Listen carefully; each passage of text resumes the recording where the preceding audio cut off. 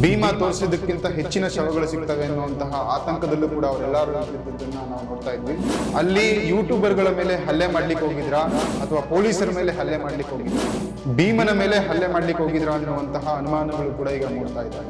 ಅವರಿಗೆ ಯಾರಾದ್ರೂ ದುಡ್ಡು ಕೊಟ್ಟು ಇಂತಹ ಕೆಲಸಗಳನ್ನ ಮಾಡ್ಲಿಕ್ಕೆ ಪ್ರಚೋದನೆ ನೀಡಿದ್ರ ಅಥವಾ ಹಲ್ಲೆ ಮಾಡುವಂತಹ ಸಂದರ್ಭದಲ್ಲಿ ಅದೇ ಜಾಗದಲ್ಲಿದ್ರು ಮನೆಯ ವಿಳಾಸವನ್ನ, ಅವರ ಹೆಂಡತಿ ಮಕ್ಕಳ ಹೆಸರನ್ನ ಸಾಮಾಜಿಕ ಜಾಲತಾಣಗಳಲ್ಲಿ ಹಾಕ್ಬಿಟ್ಟು ಅವ್ರಿಗೂ ಕೂಡ ಕೊಲೆ ಬೆದರಿಕೆ ಹಾಕುವಂತಹ ಕೆಲಸಗಳನ್ನ ಮಾಡ್ತಾ ಇದ್ದಾರೆ.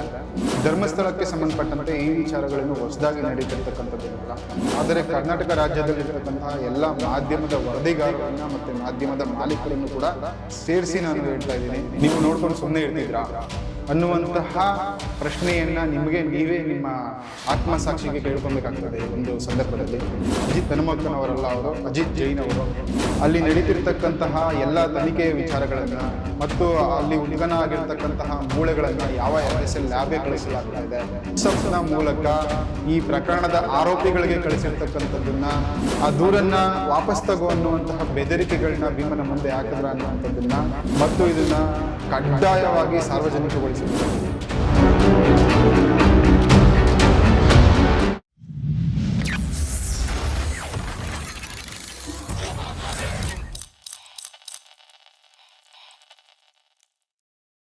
ಸಂಗತಿಗಳ ಶರಣು. ಕಳೆದ ವಿಡಿಯೋದಲ್ಲಿ ಯೂಟ್ಯೂಬರ್ಗಳ ಮೇಲೆ ಯಾಕೆ ಹಲ್ಲೆ ಮಾಡಿದ್ದಾರೆ ಅನ್ನುವಂತಹ ವಿಚಾರಗಳನ್ನ ನಾನು ನಿಮ್ಮ ಮುಂದೆ ತೆರೆದಿಡುವಂತಹ ಕೆಲಸ ಮಾಡಿದ್ದೆ. ಆ ಒಂದು ಹಲ್ಲೆ ಮಾಡಲಿಕ್ಕೆ ಬೇಕಾದಂತಹ ಮತ್ತೆ ಆ ಹಲ್ಲೆ ಮಾಡುವಂತಹ ಪರಿಸ್ಥಿತಿಯಲ್ಲಿ ಯಾಕೆ ನಿರ್ಮಾಣ ಆಯಿತು ಅನ್ನುವಂತಹ ವಿಚಾರಗಳನ್ನು ಕೂಡ ನಾನು ಹೇಳಿದ್ದೆ. ಮತ್ತೊಮ್ಮೆ ಅದನ್ನು ನೆನಪಿಸ್ತೀನಿ ನಿಮಗೆ. ಯಾವಾಗ ಈ ಒಂದು ರಡಾರ್ನ ಬಳಸ್ಕೊಂಡು ಆ ಧರ್ಮಸ್ಥಳನ ಸಂಪೂರ್ಣವಾಗಿ ಸ್ಕ್ಯಾನ್ ಮಾಡಬೇಕು, ಅಲ್ಲಿ ಊತಂತಹ ಎಲ್ಲ ಶವಗಳು ಸಿಗ್ತವೆ ಅನ್ನುವಂತಹ ಬೇಡಿಕೆಗಳನ್ನ ಇಡ್ಲಿಕ್ಕೆ ಶುರು ಮಾಡಿದ್ರು ಸಾಮಾಜಿಕ ಜಾಲತಾಣಗಳಲ್ಲಿ. SIT ತಂಡವು ಕೂಡ ಯಾವಾಗ ಈ ರಡಾರ್ನ ಬಳಸಲಿಕ್ಕೆ ಮುಂದಾಯಿತು ಆಗ ಅವರಲ್ಲಿ ಒಂದು ಆತಂಕ ಶುರುವಾಯಿತು. ಎಲ್ಲಿ ಈ ರಡಾರ್ನ ಬಳಸಿ ಇನ್ನಷ್ಟು ಶವಗಳು ಸಿಗ್ತವೆ, ಭೀಮಾ ತೋರಿಸಿದ್ದಕ್ಕಿಂತ ಹೆಚ್ಚಿನ ಶವಗಳು ಸಿಗ್ತವೆ ಅನ್ನುವಂತಹ ಆತಂಕದಲ್ಲೂ ಕೂಡ ಅವರೆಲ್ಲರೂ ಇದ್ದಿದ್ದನ್ನ ನಾವು ನೋಡ್ತಾ ಇದ್ವಿ. ಮತ್ತೆ ಯಾರು ಈ ಒಂದು ಘಟನೆಗೆ ಕಾರಣರಾಗಿದ್ದಾರೆ ಮತ್ತೆ ಯಾರ ಮೇಲೆ ಆರೋಪಗಳು ಬರ್ತಾ ಇದ್ದಾವೆ ಅವರ ಹೆಸರುಗಳು ಕೂಡ ಈ ಹಲ್ಲೆಯ ವಿಚಾರದಲ್ಲಿ ಬಂದಿರೋಂಥದ್ದನ್ನ ನಾವೆಲ್ಲರೂ ಕೂಡ ನೋಡ್ತಾ ಇದ್ದೇವೆ. ಇದು ನಾನು ಕಳೆದ ವಿಡಿಯೋದಲ್ಲಿ ಮಾಡಿರ್ತಕ್ಕಂಥದ್ದು. ಆದರೆ ಇಲ್ಲಿ ಮತ್ತೆ 2-3 ವಿಚಾರಗಳೊಂದಿಗೆ ನಾನು ಇವತ್ತು ಬಂದಿದ್ದೇನೆ ಈ ವಿಡಿಯೋ ಮಾಡಲಿಕ್ಕೆ. ಇದರಲ್ಲೂ ಕೂಡ ಬಹಳ ಪ್ರಮುಖವಾದ ವಿಚಾರಗಳನ್ನ ನಿಮ್ಮೆಲ್ಲರಿಗೂ ಕೂಡ ತಿಳಿಸ್ಬೇಕು ಅನ್ನುವಂತಹ ಉದ್ದೇಶಗಳನ್ನ ಹೊಂದಿದ್ದೇನೆ. ಅಲ್ಲಿ ಹಲ್ಲೆ ಮಾಡಿದಂತಹ ಸಂದರ್ಭದಲ್ಲಿ ನಿಜವಾಗಿಯೂ ಕೂಡ ಅಲ್ಲಿ ಹಲ್ಲೆ ಮಾಡಬೇಕಾದಂತಹ ವ್ಯಕ್ತಿಗಳು ಆ ಯೂಟ್ಯೂಬರ್ಸ್ಗಳಾಗಿದ್ರ ಅನ್ನುವಂತಹ ಪ್ರಶ್ನೆಗಳು ಕೂಡ ಮೂಡುತ್ತವೆ. SITಯು ಕೂಡ ಭೀಮನ್ನ ಜಾಗಕ್ಕೆ ಕರ್ಕೊಂಡೋಗಿ ಉತ್ಖನನ ಮಾಡುವಂತ ಕೆಲಸಗಳನ್ನು ಕೂಡ ಮಾಡ್ತಾ ಇದ್ರು. ಇದನ್ನೆಲ್ಲದನ್ನು ಕೂಡ ಮಾಧ್ಯಮಗಳಲ್ಲಿ ನಾವು ನೋಡಿದ್ದೇವೆ. ಅದೇ ಸಂದರ್ಭದಲ್ಲಿ ಬಿಗ್ ಬಾಸ್ನ ಸ್ಪರ್ಧಿಯಾದಂತಹ ರಜತ್ ಅವರು ಕೂಡ ಇದ್ದಂಥದ್ದನ್ನು ಕೂಡ ನಾವು ನೋಡ್ತಾ ಇದ್ವಿ.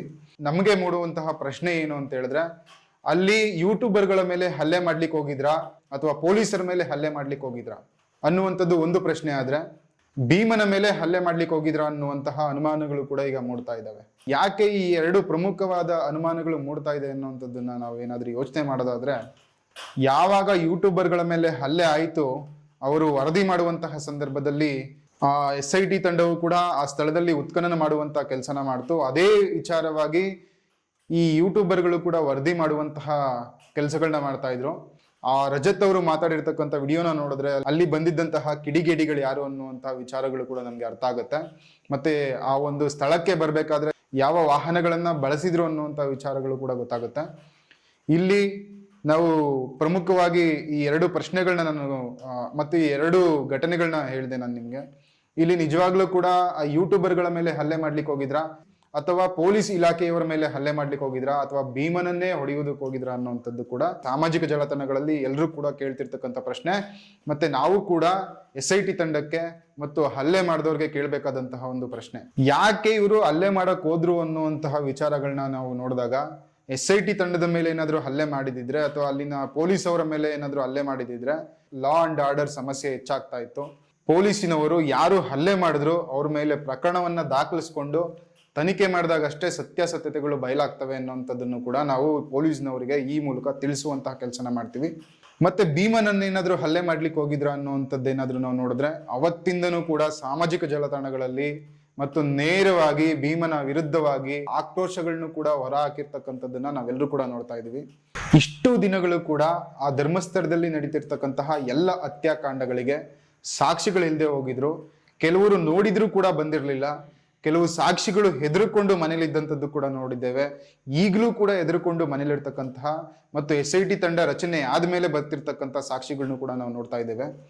ಇವ್ರಿಗೆ ಇದ್ದಂತಹ ಆತಂಕ ಏನು ಅಂತ ಹೇಳಿದ್ರೆ, ಇಷ್ಟು ದಿನಗಳು ಇಲ್ಲದೆ ಇರ್ತಕ್ಕಂತಹ ಭೀಮ, ಇಷ್ಟು ದಿನಗಳು ಇಲ್ಲದೆ ಇರ್ತಕ್ಕಂತಹ ಈ ಸಾಕ್ಷಿಗಳು ಈ ಭೀಮನ ರೂಪದಲ್ಲಿ ಬಂದು ಧರ್ಮಸ್ಥಳದಲ್ಲಿ ನಡೀತಿರ್ತಕ್ಕಂತಹ ಎಲ್ಲ ಹತ್ಯಾಕಾಂಡಗಳನ್ನ ಮತ್ತು ಎಲ್ಲ ಅನಾಚಾರಗಳನ್ನ, ಅತ್ಯಾಚಾರಗಳನ್ನ ತಿಳಿಸುವಂತಹ ಕೆಲಸ ಮಾಡ್ತಾ ಇದ್ದಾನೆ. ಇವನನ್ನ ಏನಾದ್ರೂ ಮಾಡಿ ನಾವು ಸಾಕ್ಷಿ ನಾಶ ಮಾಡುವಂತ ಕೆಲಸ ಮಾಡಬೇಕು ಅಥವಾ ಸಾಯಿಸುವಂತಹ ಕೆಲಸನೇ ಮಾಡಬೇಕು ಅನ್ನುವಂತಹ ವಿಚಾರಗಳನ್ನ ಇಟ್ಕೊಂಡು ಆ ಹಲ್ಲೆನ ಮಾಡ್ಲಿಕ್ಕೆ ಹೋದ್ರ ಆಗ ಯೂಟ್ಯೂಬರ್ಗಳು ಬಲಿಯಾದ್ರು ಅನ್ನೋಂಥದ್ದನ್ನು ಕೂಡ ನಾವು ಇಲ್ಲಿ ಖಂಡಿತವಾಗಿಯೂ ಕೂಡ ಪ್ರಶ್ನೆ ಮಾಡಬೇಕಾಗುತ್ತೆ. ಈ ಎಲ್ಲಾ ವಿಚಾರಗಳು ಕೂಡ ನಮ್ಗೆ ಗೊತ್ತಾಗೋದು ಯಾವಾಗ ಅಂತ ಹೇಳಿದ್ರೆ, SIT ಈ ಕೂಡಲೇ ಅಲ್ಲಿ ಯಾರು ಹಲ್ಲೆನ ಮಾಡಿದ್ರು ಅವರನ್ನ ಬಂಧಿಸಿ ವಿಚಾರಣೆಗೆ ಒಳಪಡಿಸಿದಾಗ ಇದರ ಸತ್ಯಾಸತ್ಯತೆ ಬಯಲಾಗುವಂತಹ ಕೆಲಸಗಳಾಗ್ತದೆ. ಮತ್ತೆ ವಿಚಾರಣೆಯ ಸಂದರ್ಭದಲ್ಲಿ ಅವರ ಎಲ್ಲ ಬ್ಯಾಂಕ್ನ ಡೀಟೇಲ್ಸ್ಗಳನ್ನು ಕೂಡ ನಾವು ಕೇಳಬೇಕಾಗುತ್ತೆ. ಅವರಿಗೆ ಯಾರಾದ್ರೂ ದುಡ್ಡು ಕೊಟ್ಟು ಇಂತಹ ಕೆಲಸಗಳನ್ನ ಮಾಡ್ಲಿಕ್ಕೆ ಪ್ರಚೋದನೆ ನೀಡಿದ್ರ ಅಥವಾ ಅವರಿಗೆ ಯಾವ್ದಾದ್ರು ಆಮಿಷಗಳನ್ನ ಒಡ್ಡೋದ್ರ ಮೂಲಕ ಅವರ ಮೇಲೆ ಹಲ್ಲೆ ಮಾಡುವಂತಹ ಕೆಲಸ ಮಾಡಿದ್ರ ಅಥವಾ ಅವ್ರಿಗೆ ಯಾವ್ದಾದ್ರು ಭಯದಿಂದ ಈ ಒಂದು ಹಲ್ಲೆನ ಮಾಡಿದ್ರ ಅನ್ನೋಂಥದ್ದು ಸತ್ಯಾಸತ್ಯತೆ ನಮ್ಗೆ ಗೊತ್ತಾಗ್ಬೇಕು ಅಂತ ಹೇಳಿದ್ರೆ, ಇಡೀ ರಾಜ್ಯದ ಜನತೆಗೆ ತಿಳಿಬೇಕು ಅಂತ ಹೇಳಿದ್ರೆ, ಹಲ್ಲೆ ಮಾಡಿದಂತಹ ಎಲ್ಲರನ್ನು ಕೂಡ ಬಂಧಿಸಿ ಅವರನ್ನ ತನಿಖೆಗೆ ಒಳಪಡಿಸಿದ ನಂತರನೇ ಅದು ನಮಗೆ ತಿಳಿಯುತ್ತೆ ಅನ್ನುವಂಥದ್ದನ್ನ ನಾನು ನಿಮ್ಗೆ ಎಲ್ಲರಿಗೂ ಕೂಡ ತಿಳಿಸುವಂತಹ ಕೆಲಸ ಮಾಡ್ತೀನಿ. ಇಲ್ಲಿ ಪ್ರಮುಖವಾಗಿ ಯಾರು ಈ ಹಲ್ಲೆಗೆ ಒಳಗಾಗಬೇಕಾಗಿತ್ತು ಅಥವಾ ಯಾರು ಒಳಗಾದ್ರು ಅನ್ನುವಂಥದ್ದು ನಾವು ಈಗ ಮಾತಾಡಿರ್ತಕ್ಕಂತಹ ವಿಚಾರ. ಈ ಪ್ರಕರಣಕ್ಕೆ ಸಂಬಂಧಪಟ್ಟಂತೆ ಪೊಲೀಸ್ನವರು ತನಿಖೆ ಮಾಡಿದ ನಂತರವಷ್ಟೇ ನಮಗೆ ತಿಳಿಸ್ಬೇಕಾಗ್ತದೆ. ಮತ್ತೆ SIT ಅವರು ಕೂಡ ಆದಷ್ಟು ಬೇಗ ಧರ್ಮಸ್ಥಳದಲ್ಲಿ ಏನೆಲ್ಲ ನಡೀತಾ ಇದೆ ಮತ್ತು ಎಷ್ಟು ಸ್ಥಳಗಳ ಉತ್ಖನನ ಆಯಿತು, ಯಾವುದಾದ್ರೂ ಮೂಳೆಗಳು ಸಿಕ್ತಾ ಅಥವಾ ಸಿಕ್ಕಿಲ್ವಾ ಅನ್ನುವಂತಹ ವಿಚಾರಗಳನ್ನು ಕೂಡ ಮಾಧ್ಯಮಗಳ ಮುಂದೆ, ಇಡೀ ರಾಜ್ಯದ ಜನತೆಯ ಮುಂದೆ ಇಕ್ಬೇಕಾಗುತ್ತೆ. ನಾವೆಲ್ಲರೂ ಕೂಡ SITಯ ಮೇಲೆ ಬಹಳ ಒಂದು ನಂಬಿಕೆಯನ್ನು ಇಟ್ಟಿದ್ವಿ. ನಂಬಿಕೆ ಈಗಲೂ ಕೂಡ ಇದೆ. ಆದ್ರೆ ಈ ಒಂದು ತನಿಖೆ ಪಾರದರ್ಶಕವಾಗಿ ನಡಿಬೇಕು ಅಂತ ಹೇಳಿದ್ರೆ ಎಲ್ಲಾ ಜನರಿಗೂ ಕೂಡ ತಿಳಿದು ಆ ಒಂದು ತನಿಖೆಯ ಪಾರದರ್ಶಕತೆ ಉಳಿಬೇಕು ಅನ್ನುವಂಥದ್ದನ್ನು ಕೂಡ ನಾವು ಈ ಒಂದು ಸಂದರ್ಭದಲ್ಲಿ ಕೇಳಬೇಕಾಗ್ತದೆ. ಸಾಕಷ್ಟು ಜನ ಈಗಾಗಲೇ ಸಾಮಾಜಿಕ ಜಾಲತಾಣಗಳಲ್ಲೂ ಕೂಡ ಚರ್ಚೆ ಮಾಡ್ತಾ ಇದ್ದಾರೆ, ಯಾಕೆ ಈ ಒಂದು ಪ್ರಕರಣಕ್ಕೆ ಸಂಬಂಧಪಟ್ಟಂತೆ ಪ್ರೆಸ್ ಮೀಟ್ ನ ಮಾಡ್ತಾ ಇಲ್ಲ. ಒಂದು ಕೊಲೆಗಳಾದ್ರೆ ಅಥವಾ ಎಲ್ಲಾದ್ರೂ ಒಂದು ಕಳ್ಳತನ ಆಯಿತು ಅಂತ ಹೇಳಿದ್ರೆ ಆ ಒಂದು ಪ್ರಕರಣಕ್ಕೆ ಸಂಬಂಧಪಟ್ಟಂತ ಸೂಪರಿಂಟೆಂಡೆಂಟ್ ಆಫ್ ಪೊಲೀಸ್ ಅವರು ಮಾಧ್ಯಮಗಳ ಮುಂದೆ ಕುತ್ಕೊಂಡು ಪ್ರೆಸ್ ಮೀಟ್ ಮಾಡುವಂತ ಕೆಲಸ ಮಾಡ್ತಾರೆ. ಆದ್ದರಿಂದ ಈ ಕೂಡಲೇ SIT ಅವರು ಈ ಒಂದು ಪ್ರಕರಣಕ್ಕೆ ಸಂಬಂಧಪಟ್ಟಂತೆ ಟ್ರಾನ್ಸ್ಪರೆನ್ಸಿ ಮೇಂಟೈನ್ ಮಾಡಬೇಕು ಅಂತಂದ್ರೆ, ಪಾರದರ್ಶಕತೆಯಿಂದ ಕೂಡಿರ್ಬೇಕು ಅಂತ ಹೇಳಿದ್ರೆ, ರಾಜ್ಯದ ಜನತೆಯ ಮುಂದೆ ಏನಾಗಿದೆ ಈ ಒಂದು ಧರ್ಮಸ್ಥಳದ ವಿಚಾರವಾಗಿ ಅನ್ನುವಂಥ ವಿಚಾರಗಳನ್ನ ಇಡಬೇಕು ಅನ್ನುವಂತಹ ಬೇಡಿಕೆಗಳನ್ನು ಕೂಡ SIT ತಂಡದ ಮುಂದೆ ಇಡೀ ರಾಜ್ಯದ ಜನತೆಯ ಪರವಾಗಿ ನಾನು ಇಡ್ತಾ ಇದ್ದೇನೆ. ಸಂಗಾತಿಗಳೇ, ನಿನ್ನೆ ಮೊನ್ನೆ ಸಾಮಾಜಿಕ ಜಾಲತಾಣಗಳಲ್ಲಿ ಬಹಳ ವೈರಲ್ ಆಗ್ತಿರ್ತಕ್ಕಂಥ ವಿಚಾರ ಏನು ಅಂತ ಹೇಳಿದ್ರೆ, ರಜತ್ ಅವರು ಕೂಡ ಹಲ್ಲೆ ಮಾಡುವಂತಹ ಸಂದರ್ಭದಲ್ಲಿ ಅದೇ ಜಾಗದಲ್ಲಿದ್ರು. ರಜತ್ ಅವರು ಕೂಡ ಬಿಡಿಸುವಂತಹ ಪ್ರಯತ್ನಗಳನ್ನು ಕೂಡ ಮಾಡಿದಂಥದ್ದನ್ನ ನಾವು ಕೇಳಿದೀವಿ, ಆದ್ರೆ ಎಲ್ಲೂ ವಿಡಿಯೋಗಳಲ್ಲಿ ನೋಡ್ಲಿಲ್ಲ. ಅಲ್ಲಿದ್ದಂತಹ ಕಿಡಿಗೇಡಿಗಳು ರಜತ್ ಅವರ ಮನೆಯ ವಿಳಾಸವನ್ನ, ಅವರ ಹೆಂಡತಿ ಮಕ್ಕಳ ಹೆಸರನ್ನ ಸಾಮಾಜಿಕ ಜಾಲತಾಣಗಳಲ್ಲಿ ಹಾಕ್ಬಿಟ್ಟು ಅವ್ರಿಗೂ ಕೂಡ ಕೊಲೆ ಬೆದರಿಕೆ ಹಾಕುವಂತಹ ಕೆಲಸಗಳನ್ನ ಮಾಡ್ತಾ ಇದ್ದಾರೆ. ನಾವು ಬಹಳ ಪ್ರಮುಖವಾಗಿ ಯೋಚನೆ ಮಾಡಬೇಕಾಗಿರೋದೇನು ಅಂತ ಹೇಳಿದ್ರೆ, ಸಾಮಾನ್ಯ ಮನುಷ್ಯನಾಗಿ ನಾನು ಏಕಾಏಕಿ ಯಾರಾದರೂ ರಸ್ತೆಯಲ್ಲಿ ಹೋಗ್ತಿರ್ತಕ್ಕಂತಹ ವ್ಯಕ್ತಿಗಾಗಿರ್ಬೋದು, ಬೇರೆ ಯಾರಿಗಾದ್ರೂ ಕೂಡ ಆಗಿರ್ಬೋದು, ನಾನು ಬಂದು ನಿನ್ನನ್ನು ಕೊಲೆ ಮಾಡ್ತೀನಿ ಅನ್ನುವಂತಹ ಹೇಳಿಕೆಗಳನ್ನ ನೇರವಾಗಿ ಕೊಡೋದಕ್ಕೆ ಸಾಧ್ಯನೇ ಇಲ್ಲ. ಯಾಕೆ ಸಾಧ್ಯ ಇಲ್ಲ ಅಂತ ಹೇಳಿದ್ರೆ, ಇದಕ್ಕೆ ಬಹಳ ಅನುಭವ ಇರತಕ್ಕಂತಹ ವ್ಯಕ್ತಿಗಳಷ್ಟೇ ಈ ಒಂದು ಕೆಲಸಗಳನ್ನ ಮಾಡಬೇಕಾಗುತ್ತೆ. ನನಗೆ ಚೆನ್ನಾಗಿ ಮಾತಾಡಿ ಅಭ್ಯಾಸ ಇರೋದ್ರಿಂದ ನಾನು ಚೆನ್ನಾಗಿ ಮಾತಾಡಬಲ್ಲೆ. ನೀವು ಚೆನ್ನಾಗಿ ಯಾವುದೋ ಒಂದು ಕೆಲಸದಲ್ಲಿ ಕಾರ್ಯಗತ ಆಗಿದ್ದೀರಿ ಅಂತ ಹೇಳಿದ್ರೆ ಆ ಕೆಲಸವನ್ನ ಬಹಳ ಸ್ಪಷ್ಟವಾಗಿ ನೀವು ಮಾಡ್ತೀರಾ. ಅದೇ ರೀತಿ ಇದು ಕೂಡ ಯಾರು ಹೆಚ್ಚಿನದಾಗಿ ಕೊಲೆ ಬೆದರಿಕೆಗಳನ್ನ ಹಾಕ್ತಾರೆ ಮತ್ತೆ ಕೊಲೆ ಮಾಡುವಂತಹ ಕೆಲಸಗಳನ್ನ ಮಾಡ್ತಾರೆ, ಅವರು ಈ ಒಂದು ಕೊಲೆ ಬೆದರಿಕೆ ಹಾಕುವಂತಹ ಕೆಲಸವನ್ನ ರಜತ್ ಅವ್ರಿಗೆ ಮಾಡಿದ್ದಾರೆ. ಈ ಒಂದು ಪ್ರಕರಣಕ್ಕೆ ಸಂಬಂಧಪಟ್ಟಂತೆ ಪೊಲೀಸ್ನವರು ಕೂಡ ದೂರು ದಾಖಲಿಸಿಕೊಂಡಿರುವುದಾಗಿ ನಮಗೆ ತಿಳಿದು ಬಂದಿದೆ. ಆದರೆ ಈ ಕೂಡಲೇ ಅವರನ್ನು ಕೂಡ ಬಂಧಿಸಿ ಅವರಿಗೂ ಕೂಡ ಯಾವುದಾದರೂ ಪ್ರಕರಣಗಳ ಹಿನ್ನೆಲೆಗಳಿದೆಯಾ ಅಥವಾ ಎಲ್ಲಾದರೂ ಕೊಲೆ ಮಾಡುವಂತಹ ಕೆಲಸ ಮಾಡಿದಾರಾ ಅನ್ನುವಂತಹ ವಿಚಾರಗಳು ಕೂಡ ಗೊತ್ತಾಗಬೇಕಾಗ್ತದೆ. ಧರ್ಮಸ್ಥಳಕ್ಕೆ ಸಂಬಂಧಪಟ್ಟಂತೆ ಈ ವಿಚಾರಗಳನ್ನು ಹೊಸದಾಗಿ ನಡೀತಿರ್ತಕ್ಕಂಥದ್ದೇನಲ್ಲ. ಯಾರು ಆ ಧರ್ಮಸ್ಥಳದಲ್ಲಿ ಮಹಿಳೆಯರ ಮೇಲೆ ಅತ್ಯಾಚಾರ ಮಾಡಿದಂತಹ ವಿಚಾರಗಳನ್ನ ಮತ್ತು ಅಲ್ಲಿ ಅನ್ಯಾಯಕ್ಕೊಳಗಾದಂತಹ ವ್ಯಕ್ತಿಗಳ ಪರವಾಗಿ ಮಾತಾಡಿದಂತಹ ವ್ಯಕ್ತಿಗಳನ್ನ ಹಲ್ಲೆ ಮಾಡುವಂಥದ್ದು, ಅವರಿಗೆ ಕೊಲೆ ಬೆದರಿಕೆ ಹಾಕಿ ಎದುರಿಸುವಂಥದ್ದು, ಅವರ ಮೇಲೆ ಮಾಡುವಂತಹ ಹಲ್ಲೆ ಏನು ಹೊಸದಲ್ಲ. ಅವರೇ ಏನಾದರೂ ಈ ರಜತ್ಗೆ ಕೊಲೆ ಬೆದರಿಕೆಗಳನ್ನ ಹಾಕಿದ್ರ ಅನ್ನೋಂತಹ ವಿಚಾರಗಳನ್ನು ಕೂಡ ವಿಚಾರಣೆಯಲ್ಲಿ ನಾವು ತಿಳಿಬೇಕಾಗ್ತದೆ. ಇಲ್ಲಿ ಪ್ರಮುಖವಾಗಿ ಆ ಯೂಟ್ಯೂಬರ್ಗಳ ಪರವಾಗಿ ಯಾರು ಮೊದಲನೆಯ ಸಾಲಿನಲ್ಲಿ ನಿಲ್ಬೇಕಾಗಿತ್ತು ಅಂತ ಹೇಳಿದ್ರೆ, ಇವತ್ತು ರಾಜ್ಯದಲ್ಲಿರ್ತಕ್ಕಂಥ ಎಲ್ಲ ಮಾಧ್ಯಮಗಳು ಕೂಡ ಅವರ ಪರವಾಗಿ ನಿಲ್ಬೇಕಾಗಿತ್ತು. ಯಾರು ಸಾಮಾಜಿಕವಾಗಿ ಮತ್ತೆ ಇಂಡಿಪೆಂಡೆಂಟ್ ಜರ್ನಲಿಸಮ್ ಮಾಡ್ತಾ ಇದ್ದಾರೆ ಅವರು ಅವರ ಪರವಾಗಿ ನಿಲ್ಲುವಂತಹ ಕೆಲಸ ಮಾಡಬೇಕಾಗಿತ್ತು. ಎಲ್ಲರನ್ನೂ ಕೂಡ ಸೇರಿಸಿ ನಾನು ಹೇಳ್ತಾ ಇಲ್ಲ, ಆದರೆ ಕರ್ನಾಟಕ ರಾಜ್ಯದಲ್ಲಿರ್ತಕ್ಕಂತಹ ಎಲ್ಲ ಮಾಧ್ಯಮದ ವರದಿಗಾರರನ್ನ ಮತ್ತೆ ಮಾಧ್ಯಮದ ಮಾಲೀಕರನ್ನು ಕೂಡ ಸೇರಿಸಿ ನಾನು ಹೇಳ್ತಾ ಇದ್ದೀನಿ. ಇವರು ಕೂಡ ಸಮಾಜಕ್ಕೆ ಸುದ್ದಿಗಳನ್ನ ತಲುಪಿಸುವಂತ ಕೆಲಸ ಮಾಡ್ತಾರೆ, ಮಾಧ್ಯಮಗಳು ಕೂಡ ಅದೇ ಕೆಲಸ ಮಾಡ್ತಾರೆ. ನೀವೆಲ್ಲರೂ ಕೂಡ ಈ ಒಂದು ಪ್ರಕರಣದಲ್ಲಿ ಯೋಚನೆ ಮಾಡಬೇಕಾಗಿರೋದೇನು ಅಂತ ಹೇಳಿದ್ರೆ, ನಾಳೆ ಏನಾದರೂ ನಿಮ್ಮದೇ ವಾಹಿನಿಯ ಕ್ಯಾಮ್ರಾಮನ್ ಆಗಿರ್ಬೋದು ಅಥವಾ ರಿಪೋರ್ಟರ್ ಆಗಿರ್ಬೋದು, ಅವರಿಗೂ ಕೂಡ ಇದೇ ರೀತಿ ಹಲ್ಲೆ ಮಾಡಿದ್ರೆ ನೀವು ನೋಡ್ಕೊಂಡು ಸುಮ್ಮನೆ ಇರ್ತಿದ್ರಾ ಅನ್ನುವಂತಹ ಪ್ರಶ್ನೆಯನ್ನ ನಿಮಗೆ ನೀವೇ ನಿಮ್ಮ ಆತ್ಮಸಾಕ್ಷಿಗೆ ಕೇಳ್ಕೊಬೇಕಾಗ್ತದೆ. ಈ ಒಂದು ಸಂದರ್ಭದಲ್ಲಿ ಈ ವಿಚಾರವನ್ನ ರಾಜ್ಯದ ಜನತೆ ನಿಮ್ಮೆಲ್ರಿಗೂ ಕೂಡ ಕೇಳ್ತಾ ಇರ್ತಕ್ಕಂಥದ್ದನ್ನ ನೀವು ನೋಡ್ತಾ ಇದ್ದೀರಿ. ಇದಕ್ಕೆ ಉತ್ತರವನ್ನ ನಿಮ್ಮಿಂದನೇ ನಿರೀಕ್ಷಿಸ್ತಾ ಇದ್ದೀನಿ ನಾನು ಕೂಡ.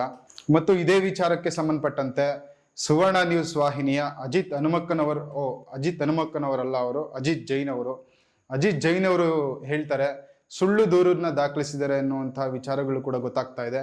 ಇದು ಸುಳ್ಳು ದೂರು ಅನ್ನುವಂಥದ್ದನ್ನ ನಾನು ಹೇಳ್ತಾ ಇಲ್ಲ, ಸ್ವತಃ ಆ ವೈದ್ಯರು ಯಾರು ಆ ರಿಪೋರ್ಟರ್ನ ಮತ್ತೆ ಆ ಕ್ಯಾಮರಾಮ್ಯಾನ್ನ ಪರೀಕ್ಷೆ ಮಾಡಿದ್ರು ಅವರೇ ಬರ್ಕೊಟ್ಟಿರ್ತಕ್ಕಂತಹ ರಿಪೋರ್ಟ್ ಇದು. ಇದನ್ನ ನೀವು ಕೂಡ ನೋಡ್ಬೋದಾಗಿದೆ.